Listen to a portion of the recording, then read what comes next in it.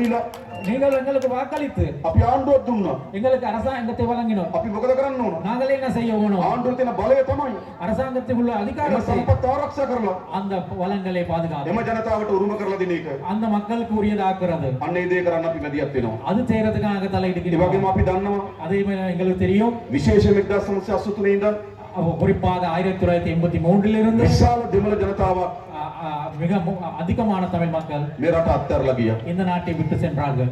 අද தற்போது ලෝක විශාල ව්‍යාපාරිකයන් බවට පත් වෙලා තිබෙනවා. அவர்கள் உலகத்தில் பெரும் வியாபாரிகள் විශාල ධනිකයන් බවට පත් වී තිබෙනවා. மாறி இருக்கிறார்கள். මම මේ සියලු දෙමළ ඩයස්පෝරාවට ආරාධනා කරනවා. டயஸ்போராவில் இருக்க அனைத்துவருக்கும் ඔබගේ ඥාතීන් ඉන්න බිම உங்களுடைய உறவினர்கள் இருக்கின்ற ඔබ ඉපදුණු බිම நீங்கள் வளர்ந்த பிறந்த ඒ බිම ගොඩනගන්න இந்த நிலத்தை கட்டியெழுப்புவதற்கு ඒ ජනතාවගේ ආර්ථිකය ගොඩනගන්න அந்த மக்களுடைய பொருளாதாரத்தை පුළුවන් තරම් ආයෝජනය කරන්න இயலுமான அளவுக்கு முதலீடு செய்ய යලි උතුරට එන්න කියලා අපි ආරාධනා කරනවා.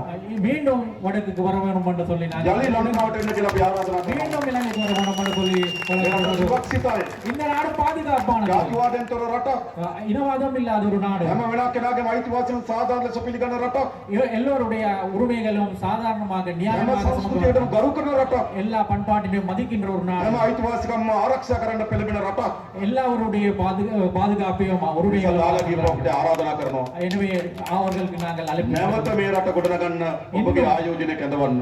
இன்னும் இந்த நாட்டை சிறப்பாக அமைக்கிறதுக்கு உங்களுடைய முதலீட்டை இங்கு මේ செய்யுங்கள். කළු පරිච්ඡේදයක් இது ஒரு புதிய அத்தியாயம். පැරණි කළු අතීතය අවසන් කරලා பழைய கருப்பான வரலாற்றை மறந்துட்டு අලුත් අනාගතයක් සදාගෙන යන පරිච්ඡේදයක්. இதுவா இந்த அத்தியாயம் வந்து புதிய ஒரு எதிர்காலத்துக்கான ඒක அத்தியாயம். ඉතාමත් වැදගත් දේශපාලන පරිවර්තනයක්. இது மிக முக்கியமான அரசியல் மாற்றம். අපේ අම්මලා තාත්තලා எங்களுடைய தாய்மார்கள் தந்தைமார்கள் දීර්ඝ කාලයක් ප්‍රාර්ථනා කරපු ප්‍රාර්ථනේ மிக நீண்ட காலமாக எதிர்பார்த்த ஒரு கனவு அது. විවිධ ආකාරයෙන් මෙවැනි ආණ්ඩු අපේක්ෂා කරා. பலவிதமான முறையில் இந்த அரசாங்கங்களை அவர் මෙවැනි எதிர்பார்த்தார். ආකාරයෙන් තමන්ගේ අයිතිවාසිකම් බලාපොරොත්තු වුණා. அதன் ஊடாக தங்களுடைய உரிமைகளை பாதுகாத்துக் கொள்ள வேண்டும் என்று අන්න எதிர்பார்த்தார். ඒ ආණ්ඩුව හදලා තියෙනවා. அந்த அரசாங்கத்தை நாங்கள் அமைத்துள்ளோம். ආණ්ඩුවක් හදලා දෙන මොන වගේ ආණ්ඩුවක්ද? நாங்கள் என்ன வகையான அரசாங்கத்தை உருவாக்குவோம்? මහජනගේ මුදල් සතයක් කොරකම් කරන්න නැති ආණ්ඩුවක්. மக்களுடைய பணத்தை ஒரு சதம் கூட களவு செய்யாத ஒரு அரசாங்கத்தை உருவாக்கியுள்ளோம். මම ජනාධිපතිවරයා நான் ஜனாதிபதி අපේ රාම් සෝදර දියුර ඇමතිවරයා ராம் தோழர் வந்து கடற்தொழில் අපේ அமைச்சர் කුමරන් ඇතුළු മന്ത്രി කණ්ඩායම குமரன் தோழர் உட்பட நாடாளுமன்ற உறுப்பினர்கள் එක සහතිකයක් දෙන්න පුළුවන්. நாங்கள் ஒரு உறுதிமொழியை வழங்கினோம். இந்த எவரையும் මහජනගේ සතයක් කොරකම් කරන්නේ නැහැ. மக்களுடைய ஒரு சதம் கூட களவு මහජනගේ සතයක් නාස්ති කරන්නේ නැහැ. மக்களுடைய ஒரு சதம் கூட விரயம் செய்ய மாட்டார்கள். මහත්තයා எங்களுடைய மருத்துவ தோழர் அவர்கள் ලොකු ආදායමක් ලැබුවෝ பெரிய ஒரு சம்பளத்தை பெற்றவர். පැත්තකින් තියලා දේශපාලනය කරනවා. அது விட்டுட்டு அரசியல் செய்கிறார். මොකක් වෙනින්ද? அது எதுக்காக? මේ රට හදන්න. இந்த நாட்டை கட்டியெழுப்ப මේ රට ජනතාවට හොඳ ජීවිතයක් කුරුම කරලා දෙන්න. இந்த நாட்டு மக்களுக்கு நல்ல ஒரு சிறந்த காலத்தை உருவாக்குறது. අපේ රටේ මොකද්ද පැරණි දේශපාලනේ? எங்களுடைய நாட்டில் இருந்த பழைய அரசியல் என்ன? රට දුප්පත් වෙනවා.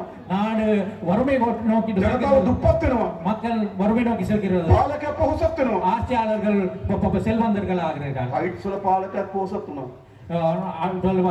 ஆட்சியாளர்கள் செல்வந்தர்கள் ஆகினார். පොහොසත් උනේ නැද්ද? ஆட்சியாளர்கள் பணக்காரர்களாக மாற இல்லையா? නීති විරෝධී වැලිතොටු පොළ ගෙනියනවා. சட்டவிரோதமான மணல் அகற்றம் செய்கிறார்கள். නීති විරෝධී ක්‍රියාකාරකම් වල යෙදෙනවා. சட்டவிரோதமான செயல்பாடுகள் මේ විදිහට තමයි මේ රට තිබුණේ. அந்த நிலையில தான் இந்த நாடு இருந்தது. පළමුවට අපි ඔක්කොම එකතු ආණ්ඩුවක් හදලා තියෙනවා. இப்ப நாங்கள் எல்லோரும் சேர்ந்து ஒரு මහජනගේ සතයක් කොරකම් කරන්නේ නැති. மக்களுடைய ஒரு சதம் கூட களவெடுக்காத මහජනගේ සතයක් නාස්ති කරන්නේ නැති ආණ්ඩුවක්. மக்களுடைய ஒரு சதம் கூட விரயமாக்காத ஒரு அரசாங்கம். ඒ විතරක් නෙවෙයි. அது மாத்திரமல்ல, නීතිය කාටත් සමානයි. சட்டம் எல்லோருக்கும் பொதுவானது. දෙමළ සිංහල මුස්ලිම් කියලා වෙනම නීතියක් රටක නැහැ.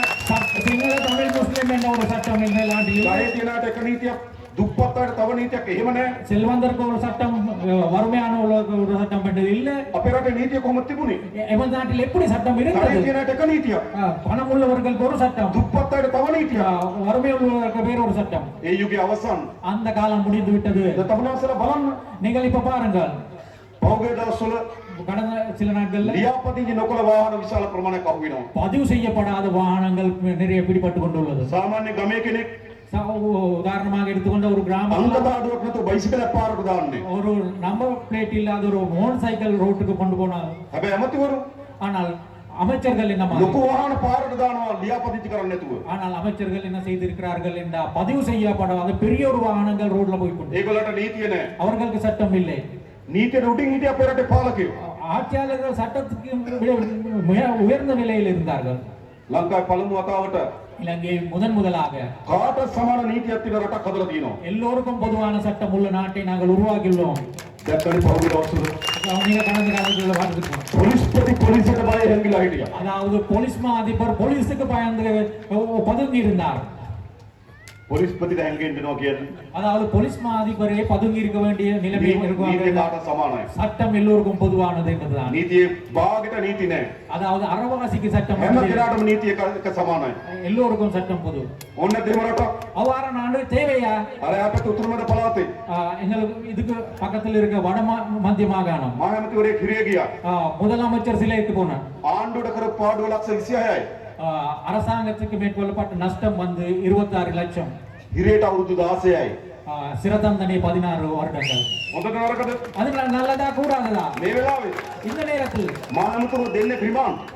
இந்த நேரத்தில் முன்னாள் முதலமைச்சர்கள் இருவர் තව ඇමතිවරයෙක් රිමාන්ඩ්. ஒரு அமைச்சர் சிறையில, තව ඇමතිවරයෙක් හැංගිලා. இன்னொரு அமைச்சர் ஒதுங்கியுள்ள இருக்கிறார். රටේ නීතිය කාට සමානයි. நாட்டின் சட்டம் எல்லோருக்கும் பொது. ඕන්න නැත්නම් එහෙම රටක් அவ்வாறான ஒரு நாடு தேவையில்லையா? රටක් අවශ්‍යයි. அப்படியான ஒரு நாடு தேவை. හිටපු ජනාධිපතිවරයන්ගේ முன்னாள் ஜனாதிபதி அவர்களுடைய පුතු දෙන්නෙකුට 2 புத்திரமார்கள் දැන් වෙනකොට නඩු 3ක් දාලා තියෙනවා. இப்போது 3 வழக்குகள் தாக்கல் செய்யப்பட்டுள்ளது. නඩු අහන්න අධිකරණේ. வழக்கு விசாரிக்கிறது நீதிமன்றம். අධිකරණේ ප්‍රශ්නේ බේරයි. அது நீதிமன்றத்தால் தீர்ப்பு. මෙරට නීතිගරුක රටක් කරන්න ඕන. இந்த நாடு சட்டத்தை மதிக்கின்ற நாடாக மாற்ற வேண்டும். අපරාධ කරලා සංගවිලා ඉන්න බෑ. குற்றங்கள் செய்து தப்பி இருக்க முடியாது. හොරකම් කරලා සංගවිලා ඉන්න බෑ. களவெடுத்து தப்பித்து கொண்டு இருக்க ඒ முடியாது. කාලේ ඉතිහාසය. அது வரலாற்றுக்கு முன்னின்று. හැබැයි දැන් එහෙම නෙවෙයි. ஆனால் தற்போது அப்படி முடியாது. දැන් මොන ධනවතා වුණත් இப்ப எந்த செல்வந்தராக මොන இருந்தாலும், බලවතා වුණත් எந்த செல்வாக்குள்ள நபராக இருந்தாலும், නීතිය කැඩුවොත් சட்டத்தை மீறுவதாக නීතිය இருந்தால் ක්‍රියාත්මක කරනවා. சட்டத்தை அமலாக்கப்படும். හොඳ නැද්ද? அது கூடாதா? ඉස්සරහම තිබ්බද? முந்தி அப்படி இருந்ததா? නෑ ඉස්සර බලවත් අයට නීතිය නෑ. முந்தி செல்வந்தர்களுக்கு சட்டம் இருக்கவில்லை. දුප්පත් අයට විතරයි. ஏழைகளுக்கு மட்டும் தான் සියල්ල වෙනස් කරලා තියෙනවා. நாங்கள் எல்லாத்தையும் අලුත් மாத்திரும். රටක් මේක. இது புதிய ஒரு நாடு. අලුත් පරිච්ඡේදයක් අපි ආරම්භ කරලා තියෙනවා. நாங்கள் ஒரு புதிய அத்தியாயத்தை தான் தொடங்கியுள்ளோம். ජනාධිපති ධූරය අපේ අතේ තිබෙනවා. ஜனாதிபதி பதவி எங்களிடம் உள்ளது. කැබිනට් මණ්ඩලය අපේ අතේ තියෙනවා. அமைச்சரவை எங்களிடம் உள்ளது. පාර්ලිමේන්තු මහා ආණ්ඩුව අපේ අතේ තියෙනවා. நாடாளுமன்றம் எங்களிடம் உள்ளது. හැබැයි උඩ ගන්න යෝජනා ටික ஆனால் ගමේ ක්‍රියාත්මක වෙන්න ඕන. ஆனால் மேல் மட்டத்தில் இருக்கிற தீர்மானங்கள் கிராமத்தில் நடைமுறைப்படுத்த வேணும். ඒකට මේ ප්‍රාදේශ සභා නගර සභා වැදගත්. அதுக்காக இந்த பிரதேச சபைகள் நகர சபைகள் මේ முக்கியமானது. යාපනයේ දිස්ත්‍රික්කයේ இந்த யாழ்ப்பாணம் மாவட்டத்தை எடுத்துக்கொள்வோம். නගර සභාව ඇතුළු ප්‍රාදේශ සභා 17ක් තිබෙනවා. நகர சபை உட்பட்டதாக பிரதேச சபை உட்பட்டதாக සමහර ප්‍රාදේශ සභා ඉතාම දුප්පත්. சில பிரதேச சபைகள் மிகவும் வறுமை நிலையில் ලොකු உள்ளது. ආදායම් නැහැ. பெரிய வருமானம் கிடைக்கிற இல்ல. හැබැයි ප්‍රාදේශ සභාව දුප්පත්. ஆனால் பிரதேச சபை வறுமையில் உள்ளது. ජනතාවට කරන්න වැඩ ගොඩක් තියෙනවා. மக்களுக்கு ஆற்றிய வேண்டிய பணி පොඩි පාරවල් ටික හදන්න ඕන. சிறிய வீதிகளை திருத்த வேணும். කානු පද්ධතිය හදන්න ඕන. வாய்க்கால்களை சீரமைக்க வேணும். වැසිකිලි පද්ධතිය හදන්න ඕන. மனசுல கூட வசதிகளை வழங்க දරුවට පෙර පාසල් ලබා දෙන්න ඕන. பிள்ளைகளுக்கு முன்பள்ளிகளை அமைக்க வேணும். සොහොන් පිටිය හදා ගන්න ඕන. மயானங்களை அமைக்க வேணும். මේ වගේ වැඩ ගොඩක් තියෙනවා ප්‍රාදේශ සභාවට. பிரதேச சபைகளுக்கு இவ்வாறான பல வேலைகள் உள்ளன. ඊළඟ වැඩ කරන්න සල්ලි බඳි. இந்த வேலைகள் செய்யறதுக்காக பணம் ඒක போதாது. මොකද කරන්න ඕන? நாங்கள் என்ன செய்ய வேணும்? මධ්‍ය භාණ්ඩයෙන් සල්ලි එවන්න ඕන. மத்திய அரசாங்கத்தில் இருந்து பணம் அனுப்ப வேணும். දැන් මම කලින් කිව්වේ நான் சொன்னேன். උඩා පාරවල් හදන්න කෝටි 500ක් මේ අවුරුද්දේ වෙන් කරා. அதாவது சிறிய வீதிகளை அபிவிருத்தி செய்யறதுக்காக 500 கோடி ரூபாய் நாங்கள் இந்த ඒ வருஷம் පාරවල් ආйти ප්‍රාදේශ සභාවට. அந்த பாதைகள் பாதை சபைகள் ඒ පාරවල් ආйти නගර සභාවට. அந்த பாதைகள் நகர சபைகள் கீழ் தான் உள்ளது. අපි මේ ජුනි මාසෙ நாங்கள் இந்த ஜூன் மாதத்தில் ඊළඟ අයවැයේකට යෝජනා ගන්නවා. அடுத்த வரவு செலுத்தத்துக்காக முன்மொழிவுகள் எடுக்கின்றோம். ඊළඟ අයවැයේකට නොවැම්බර් මාසෙ ඉදිරිපත් කරනවා. அடுத்த நவம்பர் மாதத்தில் அடுத்த வரவு අනේ செலுத்த අයවැයේකදී அந்த வரவு செலுத்தத்தில் මොනවද කරන්න ඕන කියලා. என்ன செய்ய வேணும் என்பது මේ නගර සභාව இந்த நகர சபை මේ ප්‍රාදේශ සභාව இந்த பிராதேச சபைகள் යෝජනා ටික හදලා அந்த முன்மொழிவுகளை தயாரித்து දිස්ත්‍රික් සංවර්ධන කමිටුව අනුමැතිය අරගෙන மாவட்ட அபிவிருத்தி கழகங்களுடைய அனுமதியை கொல்லப்பட்ட பெற்று வண்ணம். கொழும்புக்கு அனுப்ப வேணும். සල්ලි වෙන් කරන්න. நாங்கள் பணம் සල්ලි இருக்கிறது. තියෙනවා. பணம் இருக்கிறது. ඉස්සර ආණ්ඩුවට සල්ලි නෑ. முன்னின அரசாங்கங்களுக்கு பணம் இருக்கவில்லை. අපේ ආණ්ඩුවට සල්ලි තියෙනවා. எங்களுக்கு பணம் உள்ளது. දැන් තියෙන වැඩේ මොකක්ද? இப்ப என்ன செய்ய වැඩ வேண்டும்? කරන්න ඕන. வேலை செய்ய வேணும். මම විශේෂයෙන්ම நான் குறிப்பாக මාර්ග සංවර්ධන අමාත්‍යන්තර මේ පළාතේ අපේක්ෂා කරනවා. நான் குறிப்பாக வீதி அபிவிருத்தி இந்த இடத்தில் මේ වෙන් කරපු කෝටි 500 இந்த ஒதுக்கப்பட்ட 500 கோடி ரூபாய் අනිවාර්යෙන්ම මේ අවුරුද්ද වියදම් කරලා கட்டாயமாகவே இந்த வருடத்தில் මේ சில පළාතේ පාරවල් ටික හදන්න ඕන. இந்த வீதிகளை புனரமைப்பு செய்ய வேணும். බැරි වුණොත් செய்யாமல் இருந்தால் දෙසැම්බර් මාසේ 31 වෙනිදා டிசம்பர் மாதம் 30ஆம் ඒ தேதி සල්ලි ඔක්කොම මහාණ්ඩුවට එනවා. அது திரும்பி மத்திய அரசாங்கத்தை நோக்கி ඉතින් செல்லும். දැන් උන වැඩ කරන්න. எனவே இப்ப வேலை செய்ய வேணும். සල්ලි එවන්න. பணம் அனுப்புகின்றேன். මේ ජුනි මාසේ இந்த ஜூன் மாதத்துல ලබන අවුරුද්ද වැඩවලට යෝජනා ටික ගන්නවා. அடுத்த வருஷம் செய்ய வேண்டியதுக்காக முன்மொழிவுகள் அனுப்ப வேணும். නොවැම්බර් මාසේ 6 වෙනිදා ඉදිරිපත් කරනවා. அது நாங்கள் நவம்பர் மாதத்தில் வர අන්න ඒකට මේ வரும். යාපනයේ නගර සභාවෙන් அப்ப இந்த யாழ்ப்பாண நகர சபை ප්‍රාදේශ සභාවෙන් යෝජනා ටික එන්න ඕන. பிரதேச சபையில் இருந்து යෝජනා ටික එනකොට அந்த முன்மொழிவுகளை வழங்கும் போது අපි බලනවා නගර සභාවේ ප්‍රාදේශ සභාවේ ඉන්නේ කවුද කියලා. நாங்கள் பார்க்கின்றோம் முனிசிபல் கவுன்சிலும் பிரதேச சபையில் இருக்கிறவர்கள் யார் என்பது. ජාතික ජන බලවේගය ඉන්නේ නම් தேசிய மக்கள் சக்தி தான் இருக்கிறதாக இருந்தால் ඇස් පියාගෙන සල්ලි ටික වෙන් කරනවා. நாங்கள் கண்ணை மூடிக்கொண்டு பணத்தை ஒதுக்கின்றோம். හොරකම් කරන්නේ කිව්ව දන්නවා. ஏய், எங்களுக்கு தெரியும் இவர்கள் දන්නවා. இதில் விரயமாக்க மாட்டார் என்று தெரியும். වෙන අය නම් ඉන්නේ ஆனா வேறாக்கள் தான் இருக்கிறதாக இருந்தால் 10 පාරක් හිතනවා. நாங்கள் 10 முறை சிந்திக்க வேணும். කොන්ක්‍රීට් පාරට සල්ලி இல்லලා. கான்கிரீட் வீதிக்கு இப்ப காசு இல்ல போது පාරට කොන්ක්‍රීට් ටිකයි. பாதைக்கு கொஞ்சம் கொண்டுகிறோம். සභාපතිගේ සාක්කුවට ගොඩයි. ஆனா தலைவருடைய பாக்கெட்டுக்கு அதிக பணமும் போகிறது. එහෙම නේද වෙන්නේ. அப்படித்தானே நடந்தது. එහෙම කරන්න දෙන්නේ නැහැ සල්ලි. அப்படி செய்யறதுக்கு நாங்கள் பணம் கொடுக்க මට மாட்டோம். වෙන්න ඕනකම තියෙන්නේ. எது நாங்கள் வேணும்? අන්න මහා ආණ්ඩුව කරන වැඩේට அதாவது மத்திய அரசாங்கம் செய்கிற வேலைக்கு සමාන වැඩේ කරන්න ප්‍රාදේශ සභාව වුණා. அதே மாதிரி வேலை செய்கின்ற பாதி சபை எங்கள் මහා வேணும். ආණ්ඩුව හොරකම් කරන්නේ නැහැ. மத்திய அரசாங்கம் களவெடுக்காம இருக்கும் போது නගර සභාව ප්‍රාදේශ සභාව හොරකම් කරන්නත් බෑ. எனவே நகர சபையும் பிரதேச சபையும் මහා ආණ්ඩුව නාස්ති කරන්නේ නැහැ. மத்திய அரசாங்கம் வந்து ප්‍රාදේශ සභාව නාස්ති කරන්නේත් නැහැ හොරකම් කරන්නේත් නැහැ. நகர சபையும் பிரதேச சபையும் விரயம் செய்யக்கூடாது. මහා ආණ්ඩුව වැඩ කරනවා. மத்திய அரசாங்கம் வேலை செய்து கொண்டு இருக்கும் නගර போது සභාව ප්‍රාදේශ සභාවත් වැඩ කරනවා. நகர சபையும் பிரதேச சபையும் வேலை செய்யும். එහෙනම් දෙන්න ඕන කාටද? அப்ப யாருக்கு வாக்களிக்க போகணும்? ජාතික ජන බලවේගය. தேசிய மக்கள் சக்திக்கு. මහා ආණ්ඩුව හොරකම් කරන්නේ නැහැ. தேசிய மக்கள் சக்தி களவெடுக்க மாட்டார். ප්‍රාදේශ සභාව හොරකම් කරනවා. ஆனா பிரதேச சபை களவெடுக்க මහා ආණ්ඩුව மாட்டார். නාස්ති කරන්නේ නැහැ. தேசிய மத்திய அரசாங்கம் களவெடுக்காம இருக்கும் ප්‍රාදේශ போது සභාව නාස්ති කරනවා. பிரதேச சபை களவெடுக்கிறதாக මහා ආණ්ඩුව වැඩ කරනවා. மத்திய அரசாங்கம் வேலை செய்து கொண்டு ප්‍රාදේශ போகும் සභාව කකුලෙන් අදිනවා. பிரதேச சபை வந்து அதுக்காக தடையாக இருக்கும் போது වෙන අයට දුන්නොත් වෙනදී. அதுதான் நடக்கும். வேறாக்களுக்கு கொடுத்தா කරනවද එහෙම? நீங்கள் அப்படி செய்றீங்களா? අපේ සහෝදරු කියන්නේ. அதுதான் நீங்கள் சொல்ல போகணும். 17ම. 17 சபைகளும் ඉවර සහෝදරය. அதுதான் 17ම දිනනවා. நாங்கள் 17 போயிடுவோம்.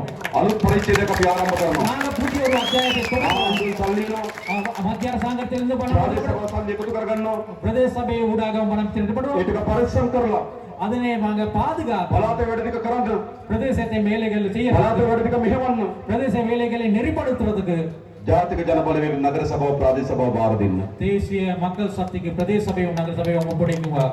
මම හිතන්නේ நான் நினைக்கின்றேன் අපිට දෙන්නේ නැත්නම් මේ රටේ බලය எங்களுக்கு இந்த ஆட்சி கொடுக்காமல் இருந்தால் කාටද දෙන්නේ? நீங்கள் யாருக்கு கொடுக்குறீங்க? නමක් කියන්න. ஒரு கட்சிகள் சொல்லுங்க. පක්ෂයක් කියන්න. ஒரு கட்சி ஒரு பேர் சொல்லுங்க. දැන් ඔක්කොම අවසන්.